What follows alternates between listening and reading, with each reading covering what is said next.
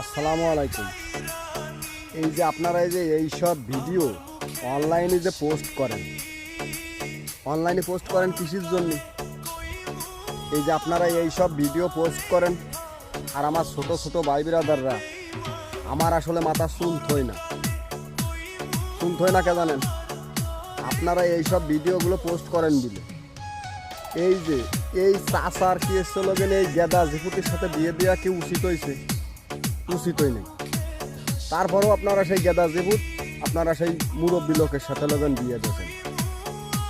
কিসের জন্য এই কাজগুলো করেন? বলে এই যে ছোটো ছোটো আমার ভাই বিরাদাররা রয়েছে, এগেরে আপনারা সই দেন না। আপনি এসছে লগেন এই বুড়ো বিটার সাথে বিয়ে দিয়েছেন, ওই মা এটার মুহিদ্দিক চাইয়ে দেখছেন, ও তো খুশি না। ওরা তো জোর করে বিয়ে দিয়েছে চাষার সাথে। জোর করে বিয়ে দিয়েছেন ক্ষেত্রে এই চাষার সাথে জোর করে বিয়ে দিয়েছেন, ভালো কথা।